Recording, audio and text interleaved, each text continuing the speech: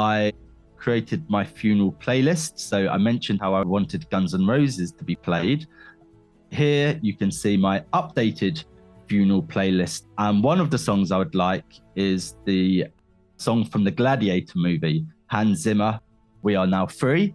And because I'm happy to share this piece of information, I'm able to publish my funeral playlist on my social networks.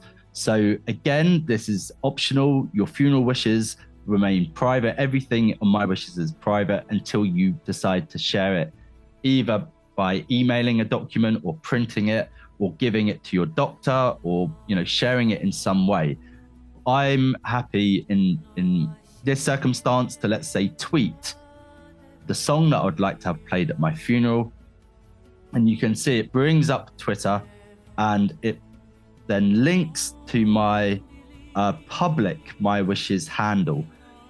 And my handle for Twitter, for example, is /James Norris.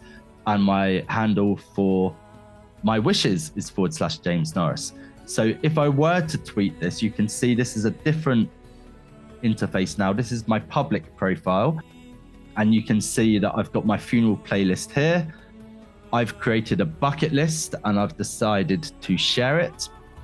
So you can see things that were on my bucket list, things that I've achieved. So I've played the guitar in public, but I still haven't driven around the UK in a caravan. I have also created goodbye messages to be sent out after I've died.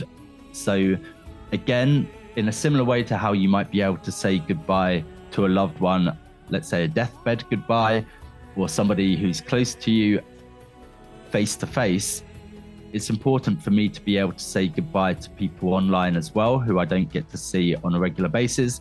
So my goodbye message, which is a video message after I've died, will be published here. These two people, my brothers, are the executors of this feature. And when I die, and at a time when they feel is right, they're able to confirm that I've died with my wishes, and my goodbye message video is sent here.